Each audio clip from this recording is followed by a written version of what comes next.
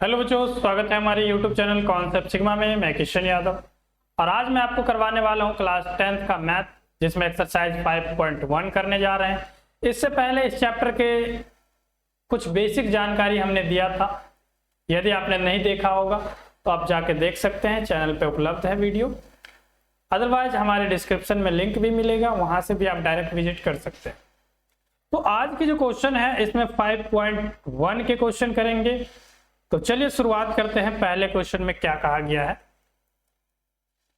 निम्नलिखित परिस्थिति में से किन परिस्थितियों में के संबंध में सूची एपी है और क्यों। यानी कि जो क्वेश्चन आपको दिया गया है वो बताना है एपी है या एपी नहीं। मैंने आपसे बात किया था कि एपी जानने के लिए आपको सार्वंतर का पता करना पड़ेगा, यानी कि डी डिफरेंस का पता करना पड़ेगा कि पहले पद में से दूसरे पद का अंतर कितना है, दूसरे से तीसरे में अंतर कितना है, तीसरे से चौथे में अंतर कितना है। यदि अंतर सेम होता है तो वो एपी है, और यदि अंतर सेम नहीं होता है तो वो एपी नहीं है। ऐसा ही मैंने बताया था। तो चलिए चेक कर लेते हैं कि ये जो पहले क्वेश्चन का पहला पार्ट है वो एपी है या फिर नहीं है। कहा गया कि प्रत्येक किलोमीटर के बाद टैक्सी का किराया, जबकि प्रथम किलोमीटर के लिए किराया 15 रुपए है और प्रत्येक अतिरिक्त किलोमीटर के लिए किराया 8 रुपए। आपने यदि कभी टैक्सी से सफर किया होगा या फिर मीटर वाले ऑटो से सफर किया होगा तो पहले किलोमीटर के लिए किराया फिक्स रखते हैं, अगले किलोमीटर में थोड़ा सा डिस्काउंट देते हैं और वो हर किलोमीटर में बढ़ता चला जाता है। जैसा कि इस क्वेश्चन में भी दिया गया है कि पहले किलोमीटर के लिए 15 रुपए किराया लिया जाता है और आगे जितने भी यात्रा आप करोगे तो प्रत्येक किलोमीटर के लिए 8-8 रुपया बढ़ता चला जाएगा। यानी कि मैं बात करूं तो पहले किलोमीटर 1 किलोमीटर जाओगे तो 15 रुपए देना पड़ेगा, दूसरे किलोमीटर के लिए आपको 15 और प्लस 8 किलोमीटर, 15 और प्लस 8 यानी कि 23 रुपए देने पड़ेंगे। तीसरे में जाओगे तो 23 प्लस 8 देने पड़ेंगे 31 रुपए। अगले किलोमीटर फिर जाओगे तो 31 में 8 प्लस कर दो 39 रुपए देना पड़ेगा। अगले किलोमीटर फिर जाओगे तो 39 में फिर से 8 रुपए आपको जोड़ के देना पड़ेगा, तो हो जाएगा 47 रुपए। तो कुछ इस तरीके से आपका किराया बढ़ता चला जाएगा हर 1 किलोमीटर में। अब जो डाटा प्राप्त हुआ है आपको, जो नंबर आपको मिले हैं, यानी कि ये हो गया पहले किलोमीटर के लिए, 1 किलोमीटर के लिए, ये हो गया 2 किलोमीटर के लिए, ये 3 किलोमीटर के लिए, ये 4 किलोमीटर के लिए और ये 5 किलोमीटर के लिए। पहले किलोमीटर आप जाते हैं तो 15 रुपए, दूसरे किलोमीटर में 23 रुपए, चौथे किलोमीटर में 31, 5वें के लिए 39 और 6 किलोमीटर जाते हो 1 2 3 4 5, 15 23 31 39 और 47, 15 23 31 39 और 47, यानी कि टोटल 5 किलोमीटर। टोटल 5 किलोमीटर चलते हो तो आपको फाइनल 47 रुपए का पेमेंट करना पड़ेगा। अब जरा देखिए, जो प्राइस बढ़ रहा है वो क्या सेम रेट से बढ़ रहा है, तो आपको गैप ढूंढना पड़ेगा। पहला 15, इसको एपी की तरह लिख लो पहले, दूसरा 23, तीसरा 31, चौथा 39 और पांचवा 47। पहले से दूसरे में गैप ढूंढिए, यानी कि दूसरे में से पहले को घटाओ, फिर तीसरे में से दूसरे को घटाओ, चौथे में से तीसरे को घटाओ और 5वें में से चौथे को घटा लो। जरा ध्यान से देखेंगे इधर, 23 में से 15 माइनस कर दो, डिफरेंस जिसको डी कहते हैं, तो डी बराबर आपको मिलता है 8। 31 में से 23 माइनस कर दो, आपको मिल जाता है फिर से 8। 39 में से 31 माइनस कर दो, आपको मिल जाता है फिर से 8। और 47 में से फिर से 39 माइनस कर दो, मिल जाता है 8। यानी कि सबका अंतर जो आ रहा है वो आ रहा है 8 8 8। सबका अंतर कितने कितने का? 8 का। सार्वंतर कितना है? 8 है। और जब भी सेम सार्वंतर होगा तो कहेंगे ये एपी है, ये एपी है। लिख देंगे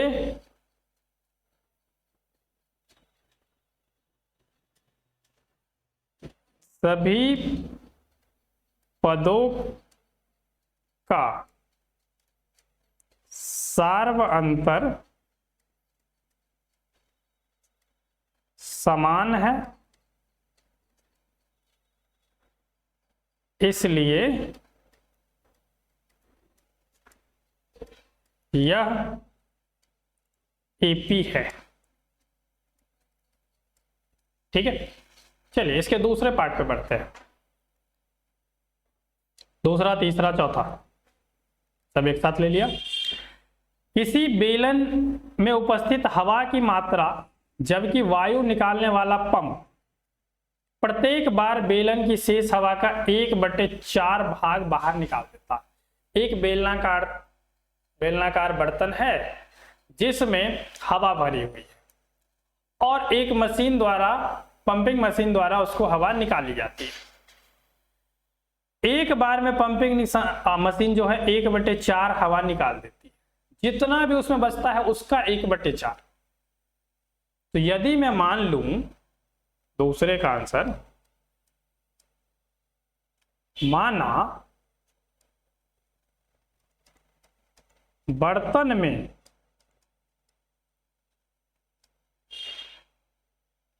64 यूनिट हवा है,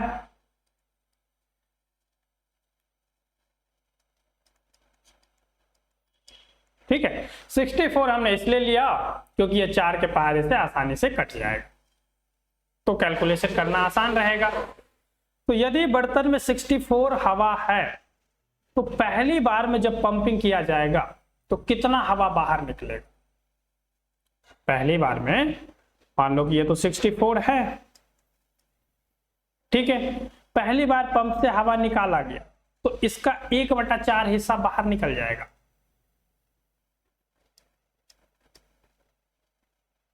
प्रथम पद 64, दूसरा पद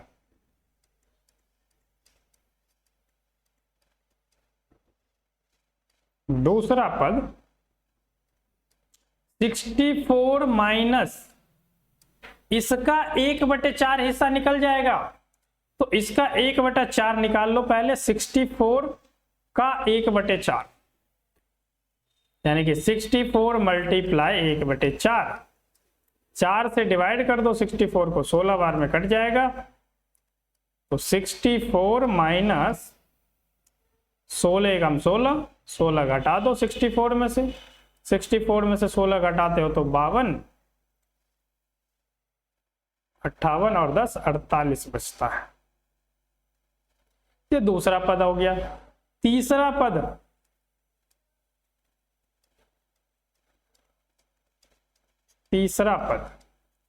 अब जो हवा बचा वो हवा बचा है 48 हिस्सा, ठीक है, 48 पार्ट।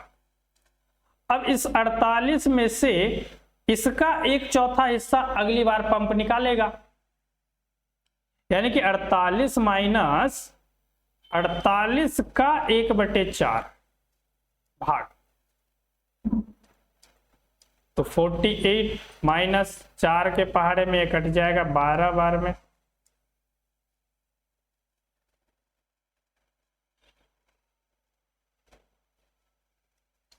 तो 12 कम 12, 12 माइनस कर दो। 48 में से जब 12 माइनस करते हो तो आता है 36। अब कुल मिला के 3 पद मिल गया, पहला 64 है, दूसरा 48 आया और तीसरा 36 आया। तीन पदों से ही हम डिफरेंस चेक कर लेते हैं कि ये एपी है या फिर नहीं है। पहला 64, दूसरा 48 और तीसरा आ गया 36, ठीक है। पहले वाले दूसरे वाले में से पहले को माइनस करो, तीसरे वाले में से दूसरे को माइनस करो। यानी कि यदि मैं इसको और लिख के बताऊं आपको, तो A2 माइनस A1 करना है, A2 माइनस A1। तो A2 तो आपके पास 48 है, डिफरेंस निकालने के लिए, डी निकालने के लिए, और 48 में से माइनस कर दो 64। तो जो आंसर मिलता है आपको वो मिलता है -12। फिर आपको डी निकालना है अगला, तो A3 माइनस A2 कर दो। तीसरे टर्म में से दूसरे टर्म को माइनस करना, तीसरे टर्म को A3, दूसरे टर्म को A2, पहले टर्म को A1। ठीक है, तो A3 जो है वो 36 है और A2 48 है। माइनस करिए जरा, माइनस करते हो 36 में से 48, तो कितना आ जाता है 46, 12। एक और टर्म निकाल के देखते हैं, एक और टर्म निकाल के देखते हैं कि सेम आ रहा है या नहीं आ रहा है। तीसरा टर्म तो 36 आ गया, 48 में से 12 आपने घटा लिया। तो चौथा टर्म निकाल के देख लेते हैं। चौथा पद आपके पास जो है, तीसरे में 36 हिस्सा हवा बचा था, 36 बचा था, तो इसका 1/4 निकल जाएगा, इसका 1/4 निकल जाएगा। तो देखो कितना आता है, 36 माइनस 36 का 1/4, 4 9 36, यानी कि 36 में से 9 को घटा लो। 36 में से 9 घटाते हो तो कितना मिलता है आपको,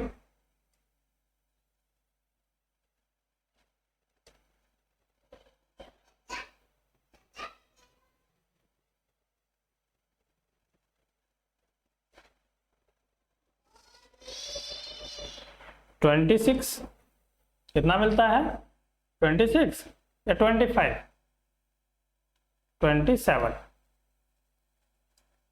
27। अब ये जो अगला टर्म बन रहा है वो बन रहा है 27। अगला टर्म आ गया 27। अब जरा देखिए कि गैप सेम है।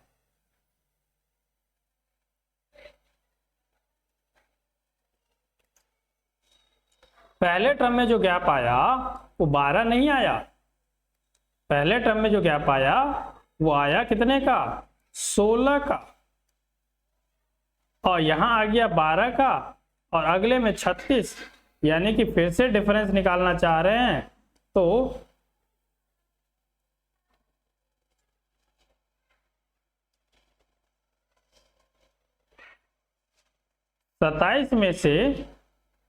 सत्ताईस में से आप 27 में से 9 को 36 को घटाइए तो आपको माइनस का 9 मिलता है। तो ध्यान से देखिए, सारे पदों में जो गैप है वो सेम नहीं है। यहां आपको मिल रहा है 16, यहां मिल रहा है माइनस के 12, यहां भी माइनस के 16 होगा, सारे टर्म माइनस में होंगे, और यहां मिल रहा है माइनस के 9। जब सारे टर्म, सारे पद में जो डिफरेंस है वो सेम नहीं आ रहा है, मतलब यह एपी नहीं है। तो लिख देंगे सभी पदों का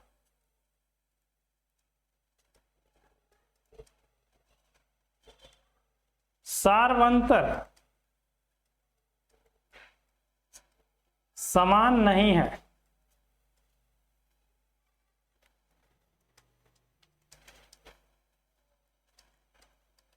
इसीलिए यह एपी नहीं है।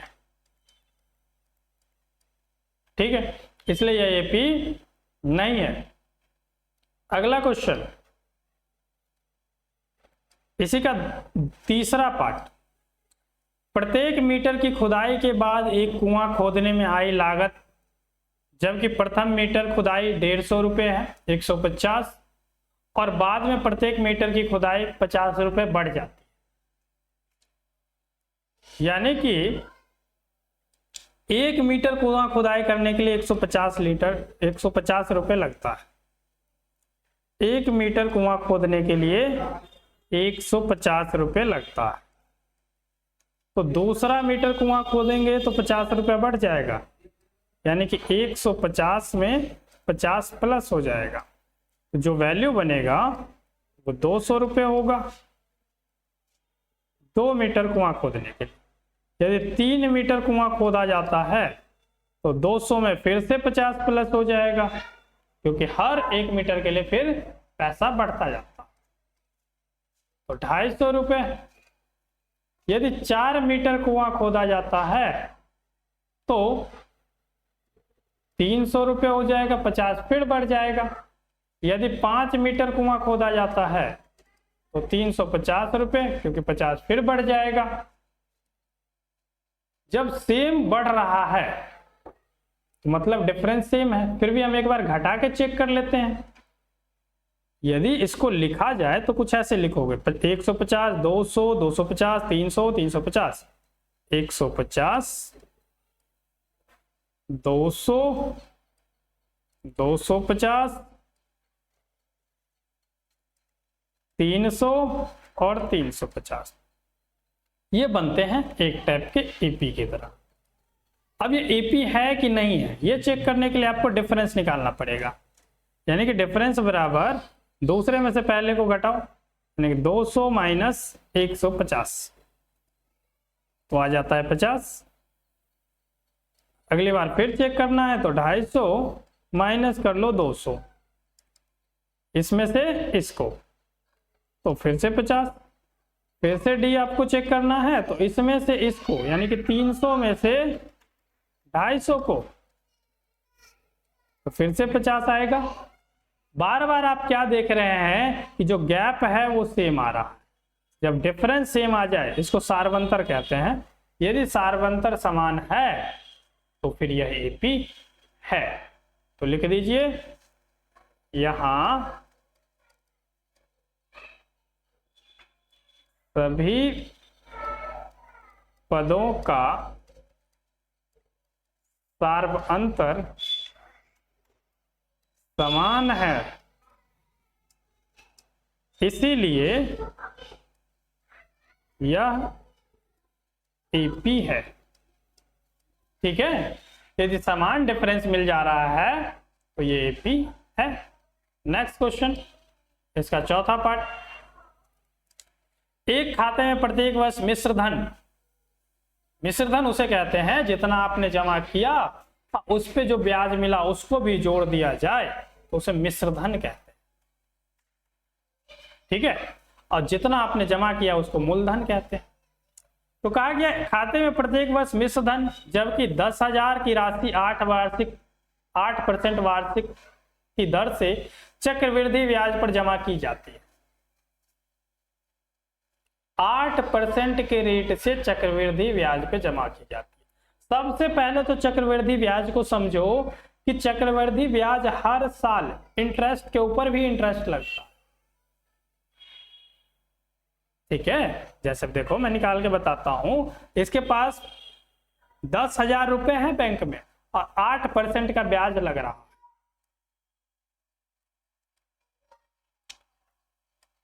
यानी कि स्टार्टिंग में जो है वो 10,000 रुपए है, इस पे 8% का ब्याज मिला, 8% के ब्याज मिला तो 1 साल बाद कितना हो जाएगा? 1 साल बाद, 1 साल बाद यानी कि 10,000 का 8% बढ़ जाएगा। तो मल्टीप्लाई 8 और डिवाइड बाय 100। 8% बढ़ने का मतलब क्या है? यदि पहले 100% था तो उसका 8% और बढ़ जाएगा तो 108 हो जाएगा। 1 0 से 1 0 कट गया, दूसरा 0 से दूसरा 0 कट गया। 100 का गुणा कर देंगे 108, तो जैसे ही आप 100 का गुणा 108 में करेंगे तो ये आ जाएगा 10,800। एक साल बाद जो पैसा बना वो बना 10,800। 2 साल बाद देख लो क्या सेम बनता है। 2 साल बाद, 2 साल बाद यानी कि अब जो ब्याज मिलेगा वो इस पे नहीं मिलेगा, अब इस पे ब्याज मिलेगा, क्योंकि बैंक में इतने पैसे हो गए। चक्रवृद्धि ब्याज है, मूलधन पे ब्याज नहीं लग रहा है, मिश्र धन पे ब्याज लग रहा है। तो 10,800 का फिर से 108% निकाल दो। 10,800, 2 जीरो से 2 जीरो कट गए। 108 का गुना 108 में करते हो तो आ जाता है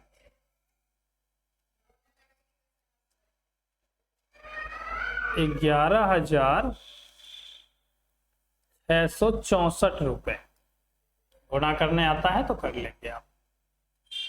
11,664 रुपए आ जाता है। अब हम उसको थोड़ा सा एपी के टर्म में लिख देते हैं कि पहले साल जो आपके पास पैसा था वो था 10,000, ब्याज मिलने पे जो पैसा आया वो हो गया 10,800 एक साल बाद।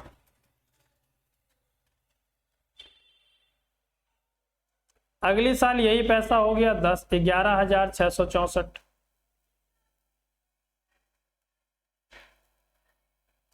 अब जरा डिफरेंस चेक कीजिए कि डिफरेंस सेम आया।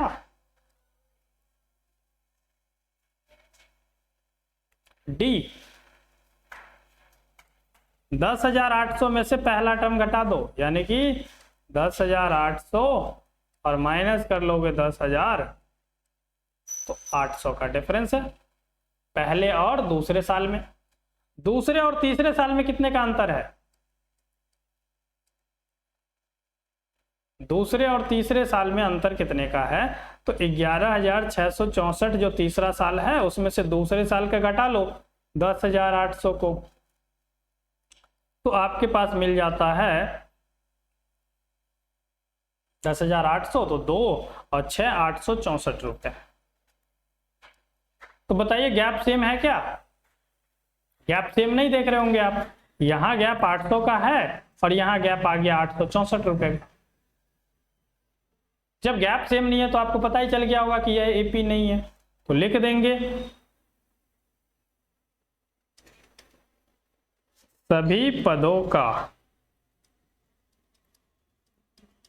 सार्वंतर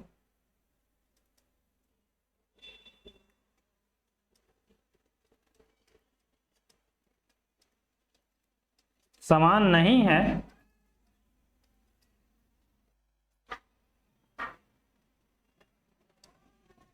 इसीलिए यह एपी नहीं है।